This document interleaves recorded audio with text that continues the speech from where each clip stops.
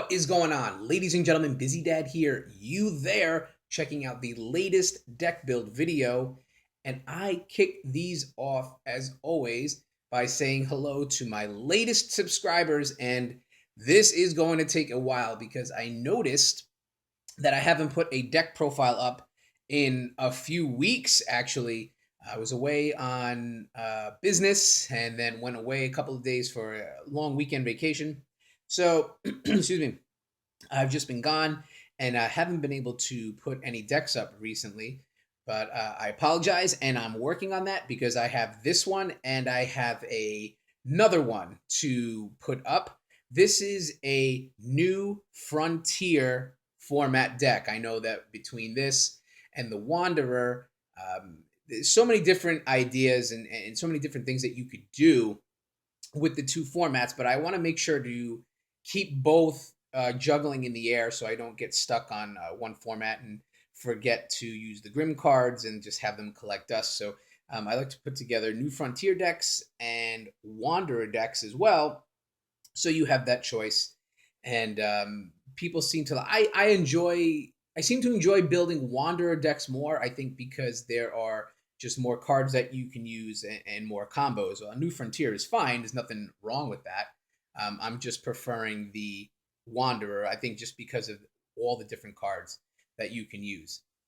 So let's get into this profile. This is the deck I call All World Arla.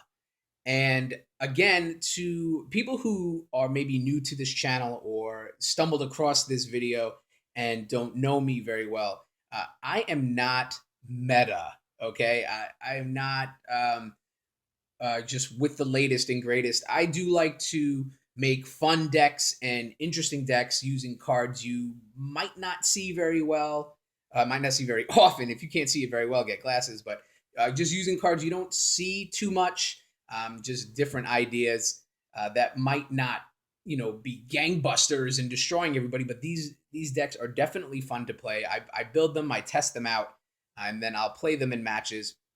And they are definitely fun to play. They get a lot of laughs with some combos that I put together. So this is really interesting. This uses green, red, and white, and we completely change the look of this deck when we get into the sideboard. So I'll explain it as I go along. So let's get into it. Our ruler is Memoria of the Seven Lands. This is from the Battle for Attoractia set. So all 5 rulers have this front. It shows all 5 colors with the judgment of 4, so 4 of anything. So it's not possible to tell exactly who this is once the game first starts. I mean, once you start seeing the stones and the cards that go with it, it becomes a little more obvious. So let's pay the 4 to flip it over, and it is going to become Arla, the Conqueror of the Skies. This is full art. This set I got a god pack out of, and I got all full art rulers and their special stones. So it's pretty cool. It just becomes a problem in times like this when you're trying to read the card because the full art font is basically impossible to read. So we have a 1000 Heroic Spirit J ruler. And unlike the original Arla that could fly, this Arla cannot. But let's read the text. So this card gains Arla, the Hedgeman of the Sky, in addition to its other names. Now, that is there for the Regalia, like the Artemis Bow, because the Artemis Bow, if you have Arla, the original Arla, you get 4 counters on the bow.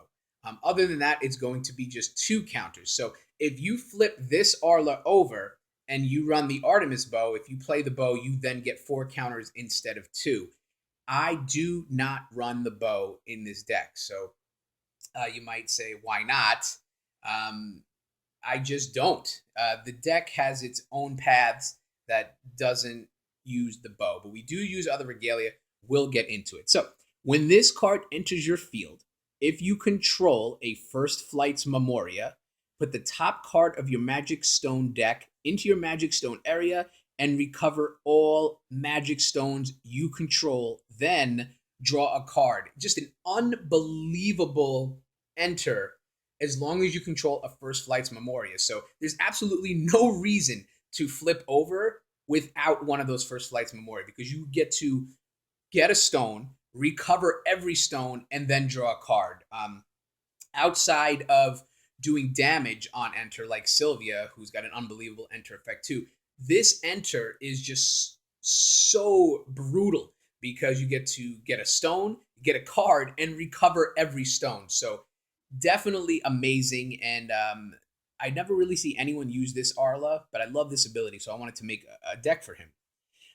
If you control 4 First Flight's Memoria, when you flip, you get to draw 3 cards instead. So I don't think it's worth fishing out the 4 First Flight's Memoria just to draw an additional 2 cards.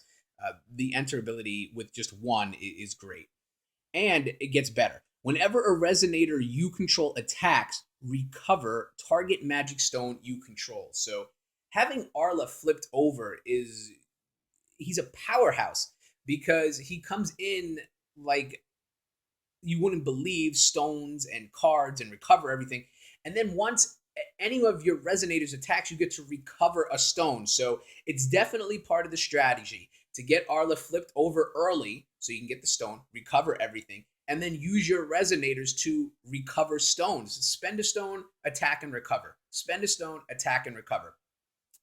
With Arla out there, if you play the cards right, you always have stones to spend, whether it be offensively and defensively. So Arla is really good and good part of the strategy.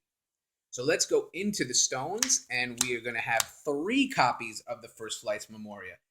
Why I don't have 4 in this deck is because you're looking at all my First Flight's Memoria. I only pulled 3, and I never really went after the 4th because having all 4 is not that much better than having just 1. But the First Flight's Memoria will produce green.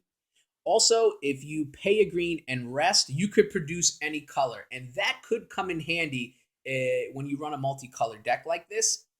But remember, you have to really pay 2 stones to get the 1. So if you're really in need of a red or a white, you could, but it's going to cost you 2. You're going to have to pay a green and then rest this in order to produce the white. But mid to late game, desperation, sometimes it's necessary, and it definitely comes in handy. We have 4 copies of Magic Stone of Blasting Waves. This is going to give us access to red and green. And then finally, we have 3 Magic Stone of Heat Ray, which gives us access to red and white. So like I said, the deck runs green, red, and white in its cards, and all 10 of our stones gives us the combinations to access them. So let's move into our Resonator lineup, and we'll kick it off with 4 copies of Lavinia Lane. Right, what is this? A Vingolf 2 card? The answer is yes. There are not many cards in Vingolf 2 that are worth anything outside of that set. It's really focused on the Valkyria Chronicles and military and army and student, and I think she's a student. Yeah, student class G. So outside of the set, there's not really many that fit. But we found a Resonator and found a way to get it to fit. So a 1-drop, 300/300 student or Class G Resonator with a key rest ability. If you rest it, recover target Regalia. So you're getting a little sneak peek into one of our win conditions of this deck. Other than that, she does not do much. We don't really use her to attack or block because we want to rest her to recover Regalia. 3 copies of Kujata the Sacred Ox. This is a 2-drop beast Resonator, 1 green and 1 other to play, 500 attack and defense. If you put an evolution counter, it's going to cost 4, 2 green and 2 other. If there are no other evolution counters on this card, put 1 on it. And as long as there is 1 or more revolution counters, it gains +5/+5. So putting an evolution counter on Kujata makes him a 10/10, which is pretty strong. And we have ways of getting the evolution counter on him if we don't have the stones to pay the 4, as you'll see in a little bit. It says, whenever an evolution counter is put on this card and target J Resonator your opponent controls deal damage equal to their attack to each other. So forced combat. Once you put an evolution counter on Kujata, he becomes a 10/10, and he gets to pick one of your opponent's J Resonators to just ram into, and they do damage to each other. And you're hoping to kill one of your opponent's J Resonators with that ability by Kujata. 3 copies of Ziz, the bird that envelops the sky, a 2-drop 12 Apostle or Beast Resonator, 2 green to play, 500 attack and defense. Again, we can put an evolution counter on Ziz for 4, 2 green and 2 other. As long as there is 1 or more evolution counters on this card, it gains +3/+3 and flying. So the irony in a card called Bird That Envelops the Sky, but can't fly on its own. But we can get it to fly with an evolution counter on it. And whenever an evolution counter is put on this card, you may put an evolution counter on target Resonator with no evolution counters on it. So a 2-for-1. If we can get Kujata and Ziz on the field, put the evolution counter on Ziz, who becomes an 8/8 and flies, and then he'll let you put an evolution counter on somebody else that doesn't have one, Kujata, who then becomes a 10/10 and then gets to blast one of your opponent's Resonators for 1,000 attack. So the beasts, the beasts are going to go hand in hand here, and they're actually one of our many looks in this deck. But I want to introduce you to the star of the deck, and it is Pricia, the Beast Queen in Hiding, a 3-drop human and beast Resonator, 700 attack and defense. And when this card enters your field, you may put an evolution counter on target Resonator with no evolution counter on it. So you can see the actual domino effect. If we can get her on the field, she gets to put an evolution counter on Ziz, and when Ziz gets one, he gets to put one on Kujata. So if we can get this hat trick, this trifecta, if we can get that to work out, Pricia comes in, puts an evolution counter on Ziz, who's now 8/8 and flies, who puts an evolution counter on Kujata, who's now a 10/10 and gets to ram somebody. So that is one way to use her, but she has so much more.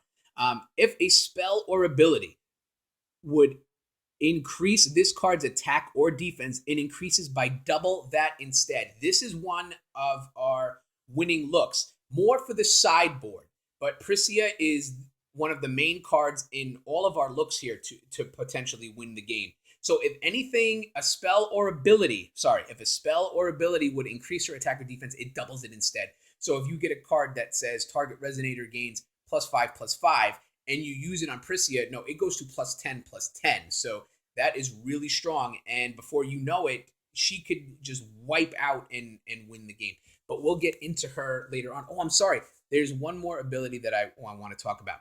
To pay a green and choose any number of attributes, this card becomes those attributes until end of turn. So if you pay for a green, you can make her any of the colored attributes. You can't make her void.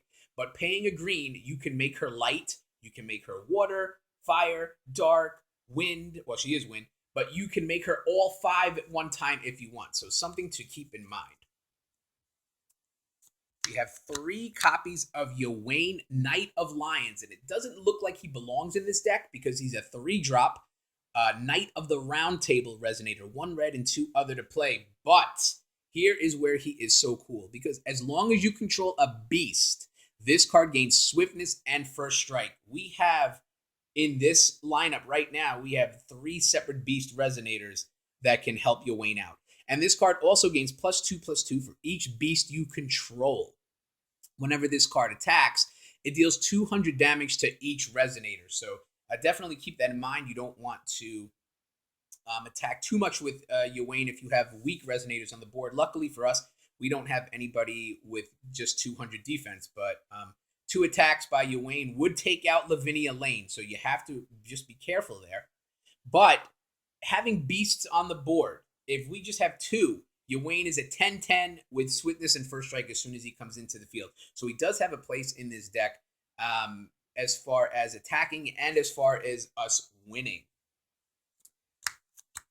And we have 4 copies of the Interdimensional Monarch Gill Lapis, which is the shift card. So we have both sides here. We have the dark side. This is the side that has to be sleeved, but this is the side we're going to play. The 2 red and 2 other to play, which is the Space-Time Pursuer Gill Lapis, a Wanderer, 1,000/1,000 with target attack. And when this card enters the field, choose 1. You can either pay 0 to play shift abilities of a target card in a field, or you can play a 12 Apostle out of your hand and it gains swiftness for the turn, but then has to be destroyed at the end of turn. And we are going to play this side. We're not going to play the dark. We don't have dark stones. So we're going to play this side. And again, this is one of our looks to win. So we'll get into that once that key card comes up. But I want to get into our additions real quick. And this is such a great card. 4 copies of Flying Cloud, a field edition, 1 green to play. And this is from the Frozen Casket set. So these additions just sit on the field. And as long as this card is not bestowed to a card, and your ruler and your J ruler is wind, it gains +2/+2 and flying. So we just made Arla able to fly. If we have 1 Flying Cloud sitting out in the field and we flip Arla over, he becomes a 12/12 with flying. So that's how we get around Arla's weakest of not being able to fly. You could bestow this card if you pay a green and rest it. You bestow this card to a Resonator, and if this, as long as this bestowed Resonator is wind, it gains +2/+2 and flying. So we want to make sure we put this Flying Cloud on one of our wind Resonators, and they get +2/+2 and flying. And again, we have cards like Kujata and Pricia, Beast Queen in Hiding, which is really good because this is an ability. She would gain +4/+4 and flying because it is a spell ability that increases her attack or defense. So she then becomes an 11/11 with flying. So really good card right there. But just make sure, again, the bestowed Resonator has to be wind. So if you put this on Ywain or Gill, they will not fly. Keep that in mind. 4 copies of Protection of Seraph, which is just a really good Resonator edition. Added Resonator cannot be attacked or targeted by spells or abilities your opponent controls. So if you want to keep a card like the Beast Queen in Hiding alive, I also like to put this on Lavinia Lane when I'm trying to go for a Regalia win. And you're about to see that in a little bit. But anytime you can make sure your Resonator can't be attacked or targeted, it is great. 4 copies of Seal of Wind and Light because I like defense, and this is a instant 1 green and 1 white to play. Cancel target spell. You can cancel a summon, you can cancel a kill spell, a damage spell, anything like that. I don't play Moon, but if you do pay the Moon Awakening, it can't be chased. It's just an automatic cancel. But if you're playing against somebody who doesn't have cancel spells of their own, you should be pretty safe right there. But again, being able to recover stones when Arla attacks, play it right. And if you have the Seal of Wind and Light in your hand, you can always make sure you have a green and white stone available to play at instant speed. Finally, our Regalia. Instead of the bow, I run 3 copies of Marybell the Steel Doll. So if you're looking at it like this, I use it for 2 reasons. First, if you go against somebody who plays heavy Regalia, you can pay 1 and rest and banish Marybell to pop that Regalia, which is really good. And it's a target Regalia. It doesn't have to cost 0. Any Regalia just goes. But also at the same time, for 5, this card becomes a 1,000 machine Resonator until end of turn. But it's still a Regalia. And this is what makes it really interesting, because if you pay 5 to turn Marybell into a Resonator, she can attack for 1,000, but it also says she's still a Regalia. So Lavinia Lane can rest to recover Marybell, who could swing again for another 1,000. So Lavinia Lane coming up strong here in making Marybell able to pop back up and swing again for another 1,000. And also Marybell can pop a Regalia, which is good too. And finally, it's 4 copies of Attoractia, the Globe, which is another shift card, which is a Illusory Demonic Globe, Attoractia. And this is a card that I always wanted to try to find a way to win with, because it seems so impossible. So let's go over it. First of all, when it comes in regularly for 2, it's an addition. And when this card enters the field, you draw a card. The artwork is amazing on this card. And it really just sits there. That's all it does. It has a shift cost of 7. So it costs 7 to shift this card over. However, if we play our Gill Lapis, we can shift a card without paying its cost. So that's what we want to do. We want to play Gill and shift the Attoractia over, the addition over to the Globe side of Attoractia.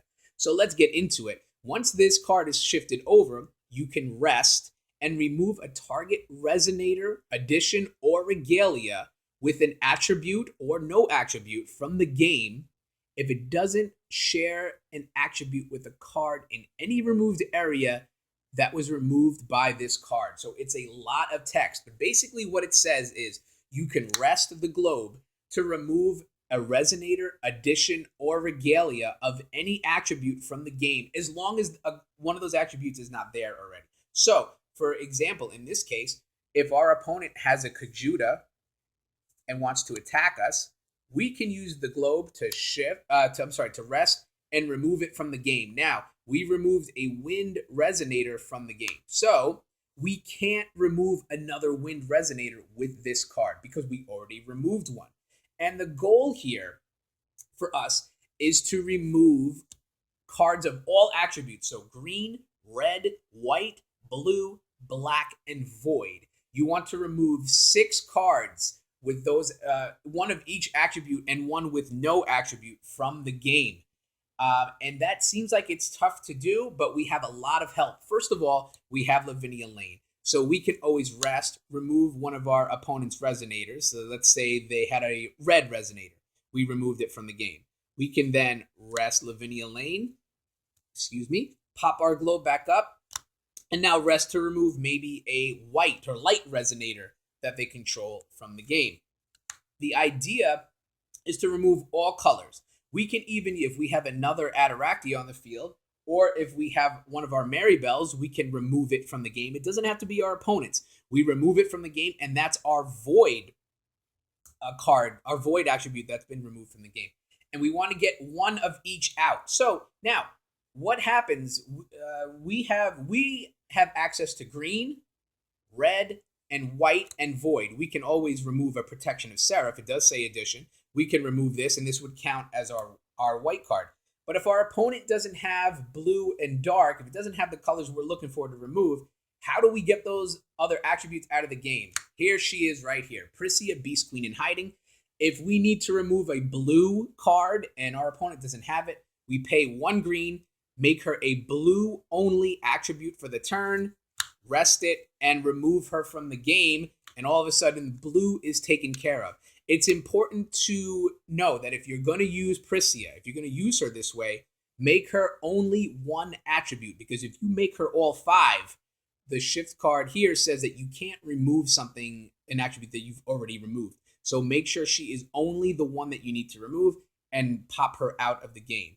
Then, if you're able to do it, if you're able to get one of each color and void out of the game, you rest it, take all those cards, put it in the graveyard, and you win the game. In fact, this card is epic because it says it twice. It says, you win the game. You win the game. So it is really tough to do, but it is manageable with these cards and Lavinia Lane and Pricia, Beast Queen in Hiding. We can make the attributes that we need, and we can rest to make the Regalia recover and move things out quickly. So guys, I know I'm drawing on, but I want to go into the sideboard, which completely changes the deck. If you play this in a tournament and you play that first game going for the Globe Regalia to try to remove stuff from the game, your opponent is going to try to adjust to make sure that doesn't happen. So if it does, you completely change this deck into a beast deck. So we have 4 copies of Survivor of Sissei. It is a 1-drop Beast Resonator, 200 attack and defense, but this card gains +4/+4 as long as you control another Beast Resonator. There's a lot of beasts, so this will get to 6/6 really quickly. By the way, it is just 6/6 total. It doesn't get +4/+4 for every beast you control. 4 copies of Pricia, Pursuant of Exploding Flame, a 3-drop Beast Resonator, 1 green, 1 red, 1 of other, with swiftness, target attack, and first strike. 700 attack, 400 defense. Very weak defense, but it does have first strike, which is good. And if you pay green, it will gain flying until the end of turn. Also useful. And the kill shot, when this card is put into a graveyard from your field, it deals 500 damage to your opponent. So good punch in the gut on the way out. 4 copies of Rapid Growth, a 1-drop spell chant instant. You can do it at any time with Remnant, so you can play it out of the graveyard. And target J Resonator gains +4/+4 until end of turn. And we like to use that right here on our girl, the Beast Queen in Hiding. She becomes the star of the Beast version of this deck, not to change attributes, but now to bulk her up. And we'll get into that in 1 second because I want to show the last card of the sideboard, which is 3 copies of Rhythm of Life. It is a Resonator edition for 3, 2 green and 1 of other. Added Resonator gains +8/+8 permanently. And when this card is put into a graveyard from your field, put it back into its owner's hand. So this card never gets destroyed. It'll pop back into your hand once it's put into the graveyard. But really, this look is about Pricia again, but to just pump her up. Most importantly, you want to get her on the field and you want to protect her. So you want to get the protection of Seraph on her so she can't be attacked or targeted. Also, you'd really love to get the Flying Cloud on her because now everything that pumps her attack and defense doubles it. So now she's 11/11. You'd love to get the Rhythm of Life on her because if you do, that 8/8 is now 16/16. All of this just pumps her up and she gets so big, so strong, and so powerful. Plus, you can make her fly and she can't be attacked or targeted. She just becomes a literal beast. Then on top of that, our Rapid Growth is another spell that pumps up attack and defense. +4/+4 will become +8/+8. And if you have the extra stone to play Remnant out of the graveyard, she'll get another +8/+8. So you could see how you could get Pricia up to 4,000, 5,000. I mean, it's just so crazy how much you could pump her up, make her fly untargetable, and just swing and go after your opponent. So your opponent is thinking about the globe and the shift and getting all these cards out of the game. You completely change the deck and make it all about Pricia Beast Queen just getting higher and higher. And don't forget, Arla is there with the Flying Cloud on the field. He could fly every time you attack. You're recovering stones, so you're making stones available for Rapid Growth if you changed it out, or Seal of Wind and Light as well for defense. So guys, that is it. Sorry for the long drawn out video, but it is a pretty robust deck, you could say. Definitely different combos and ways to win the game. So do you like it? Do you hate it? Let me know what you think with a comment below. Like, share, subscribe. I have another deck profile coming up later this week for New Frontiers, another fun one as well. So guys, that is it. And as always, thank you for a few minutes, and I'll talk to you soon. Bye.